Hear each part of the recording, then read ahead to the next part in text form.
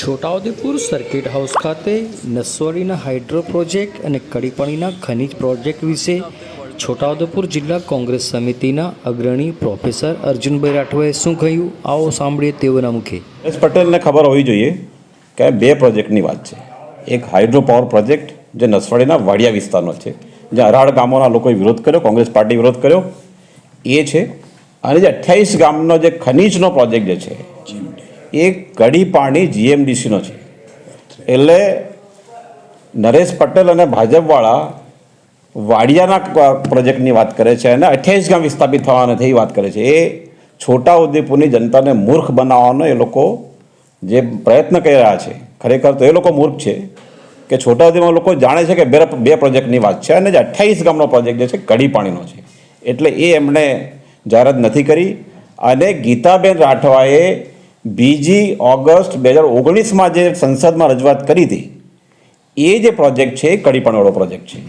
એ મુદ્દે શું થયું છે એ એમણે કહેવું જોઈએ. એ ગુમરાહ કરવાની જે વાત કરે છે એ છોટાઉદેપુરની જનતા, યુવાનો આજકાલના શિક્ષિત છે, બધું જાણે છે, એમને સમજ હોવી જોઈએ.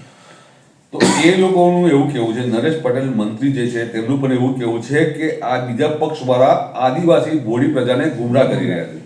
નરેશ પટેલને તમારા માધ્યમથી અમારે કહેવું છે કે તમે કયા પ્રોજેક્ટની વાત કરો છો? તમે કડીપાણીના પ્રોજેક્ટની વાત કરો છો કે નસવાડીના વાડિયાના હાઇડ્રો પાવર પ્રોજેક્ટની વાત કરો છો? આ ખનીજનો પ્રોજેક્ટ છે, rare of the rare earth જે છે, આ જે ખનીજ છે, તેમાં તમે 28 ગામને વિસ્થાપિત કરવા માટે જે એક પરિપત્ર પણ તમે કર્યા છે, એનું રિસર્ચ માટે પણ તમે જાહેરાતો કરી છે. તમે લોકોને ત્યાં ડર ફેલાવો છે અને તમે ત્યાં જઈને વાત કરી શકે એવી સ્થિતિમાં જ નથી. તો તમારે સ્પષ્ટ કરવું જોઈએ કે બે પ્રોજેક્ટમાં તમે કયા પ્રોજેક્ટની વાત કરો છો? નરેશ પટેલે આવી જૂઠ નહીં બોલવી જોઈએ છોટાઉદેપુરમાં આવીને. એવું પણ કહ્યું હતું કે જેમની કોઈ દુકાન નથી તેઓ ઉધાર વેચવા નીકળ્યા છે. એ ફાલતુ ભાષાનો કોઈ મતલબ નથી. અમે અમારો જે અધિકાર છે, આ જે કડીપાણીવાળી વાત છે, એક પણ ગ્રામસભા તમને મંજૂરી આપતી નથી. તમે કોઈને પૂછતા નથી. તમે લોકોને ગુમરાહ કહીને જેને ડ્રિલિંગ કરો છો અને ડર ફેલાવી રહ્યા છો, એના માટે આક્રોશ છે. એની સીધી વાત નરેશ પટેલે કરવી જોઈએ, બીજેપીએ કરવી જોઈએ, જસુભાઈએ કરવી જોઈએ. એના જે પેલા નવા પ્રદેશ ઉપાધ્યક્ષ બન્યા છે ગીતાબેને રજૂઆત કરવી જોઈએ કે તેમણે જે લોકસભામાં રજૂઆત કરી હતી એ રજૂઆત એ રદ થઈ છે કે ચાલુ છે? મંત્રી ડુગડુગ્યો છે, એણે સીધી વાત કરવી જોઈએ. વાત તો એ છે કે વાડિયામાં અહીંના સાંસદ જસુભાઈ અહીંના એસપીને લઈને, એના કલેક્ટરને લઈને, ત્યાંના ધારાસભ્યને લઈને પોલીસનો ડર બતાવવા માટે ત્યાં લોકોને ખાલી કરવા માટે ગયા હતા. લોકો એમને ભગાયા હતા. એ વાત વાડિયાની છે. કડીપાણીમાં પણ જઈને જોયો, તમે જોઈએ કે શું વાત કરી શકે છે લોકો. એ જ રીતના જાય, નરેશ પટેલ જાય, જસુભાઈ જાય, ધારાસભ્ય જયંતિ જાય, ગીતાબેન જાય અને ત્યાં કડીપાણીના 28 ગામના લોકોને કહે કે અમે તમને વિસ્થાપિત નથી કરવા. મંત્રી બિલકુલ ડુગડુગિયા છે.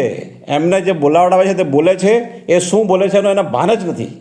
આ મારો ખુલ્લો સીધો આક્ષેપ છે કે એમને ખબર જ નથી કે શું બોલે છે. એમને ખબર હોય છે કે તમે શેની વાત કરો છો. તેમને ખબર હોય છે કે વાડિયાનો પ્રોજેક્ટ અને કડીપાણીનો પ્રોજેક્ટ બે અલગ વસ્તુ છે. તમે મિક્સ કેવી રીતના કરી શકો? એને ખબર નથી કે શું બોલે છે. એ જ્યાંથી જે લખી આપે છે, જેમ ગીતાબેન લોકસભામાં જેને બોલ્યા હતા, એને ખબર નથી કે એનો શું મતલબ થાય છે. એમ આ બોલે છે, કોઈ બીજો ફરક નથી.